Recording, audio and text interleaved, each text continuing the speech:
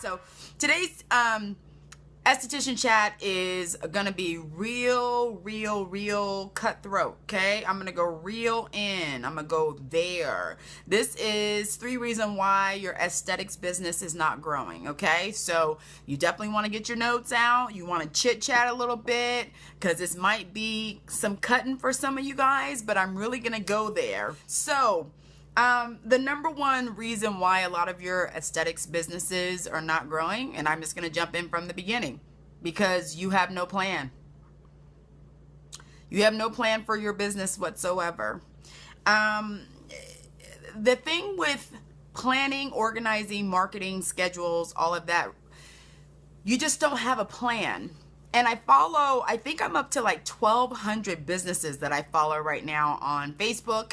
And then I follow quite a few of you guys on Instagram. There's no method to the madness. And I really, truly understand why you don't have an actual plan, because you were never taught to plan. You were taught how to give a great service. We were taught how to talk to people. We were talked about, products and information, but we never got the business side. So when I get people that email me, and they email me a lot, I get a lot of private messages, I get a lot of email messages. You don't have a plan. It's knee-jerk response. So when you have the end of the month comes up and rent is due, you want to do a discount to get a whole bunch of people. When it's slow, you want to discount and get a whole bunch of people. When it's not busy and your books look very shallow, you only have 2 people scheduled next week, you want to give a discount and get a whole bunch of people. That's not a plan. A plan of action means that 2 or 3 weeks prior, you've already let your people know. That's number 1. And I wrote these down because I didn't want to get bombarded today. We're going to get through this, okay? Number 2, and I'm going to have to go here because I'm in a conversation with someone about ingrowns, and you just don't know about products, ingredients, or straight skin understanding and histology. When you go to school, remember, you're taught in school how to pass state board to get your license.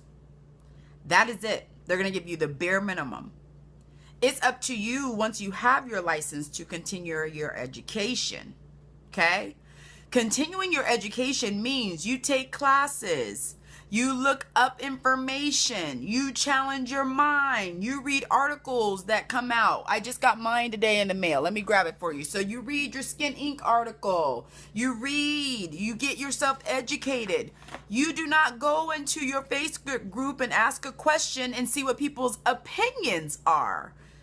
You have so much information right at your hands. You can go right into Google and look up definitions. We don't do that. We get our information from hearsay. We get our information from groups, from estheticians who know not even as much as you do. So my biggest pet peeve is when I see someone go into a group of estheticians and ask a blanketed question when they can go and look at it on their own. Hell, pull out your esthetician book. Go to Google. Look it up. Have some tenacity to know it for yourself, not what someone told you, but what you researched yourself. So what does that look like? It looks like to your customers that you don't know. Because here's the thing. If you are looking at offering things that are very different, you're looking at setting yourself apart, you have to know what you're doing. It's okay to say you don't know. What I have problems with is people who fake like they know and they really don't know. Number 2, you're not consistent with your customers. Consistency has to happen more than 7 times. You have to advertise the same item 7 times to your customers before they remember it once. So if you know this, and 7 is the magic word, if you know this, then you cannot be a knee-jerk advertiser. This is a knee-jerk advertiser, which means, okay, rent's coming up, I gotta do a special. Okay, I don't have full books, I gotta do a special. Okay, nobody's buying it, I gotta do a discount. Okay, it's the end of the month, I gotta do this. We gotta know what we're talking about. We gotta know what our product ingredients are. We gotta know how they affect the skin. We gotta know all skin types. We can't just know, Fitzpatrick 1 through 3. We gotta know everything. And we have to be willing to learn everything. And darker skin tones have different things that happen. Hyperpigmentation is very, very rampant. And we have to know when we're talking about certain ingredients what they do in the skin. We have to understand when it comes to sun protection that it's not about what smells good or what feels good. It's about making sure that you're protecting the skin at all times. We don't talk like that. We would rather go and ask what other people think. And that comes back to the whole product driven. We're very product driven. Whatever smells good and looks good, we're going to use. Not even understanding how it affects the skin. Being a true good esthetician means you're going to research till you can't research no more about not only what you're offering your clients, but the results that they should be getting based off the products and ingredients you're using. Consistent communication is, I think, my most important thing that I say in every class that I give, whether it's online, whether it's in person, whether it's on Periscope. Consistency. If you can consistently give your clients the same information over and over and over and over again, they will eventually grasp it. And that has to come from social media. That has to come from you talking about it. That has to come from it being in your business. That has to come from being behind your treatment door. It all has to be consistent. But those are the top 3 things. And I'm truly passionate about getting estheticians to be aware of not only what they do, but how much power we have in our hands, in our voice, and how we communicate with our customers. What we do is we only stick to one. We love what our hands do. We would rather get all the praises from what our hands do for our clients than anything else, not realizing the only way we can grow is if we communicate with our customers.